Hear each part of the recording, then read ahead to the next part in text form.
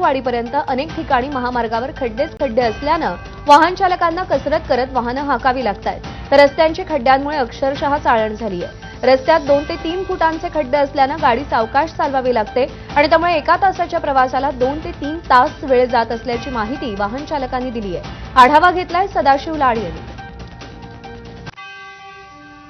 तर कोल्हापूर राष्ट्रीय महामार्गाची पूर्णपणे दुरावस्था झालेली पाहायला मिळते। हा राष्ट्रीय महामार्ग आहे की खड्ड्यात रस्ता आहे हेच काय कळायला मार्ग नाही। कारण आपण जर पाहिलं असेल तर ठिकठिकाणी अशा पद्धतीची अवस्था जी आहे ती या राष्ट्रीय महामार्गाची झालेली आहे।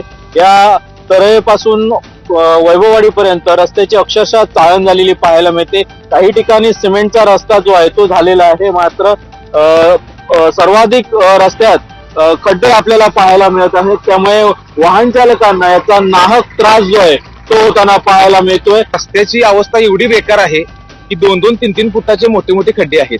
गाडी चालवताना गाडीच्या पूर्ण फर्स्ट किंवा सेकंड या गिअरवरून गाडी चालवावी लागते आणि कोणत्याही प्रशासनाचे इथे काही फलक नाही किंवा काही नाही, पूर्ण रस्त्याची चाळण झालेली आहे।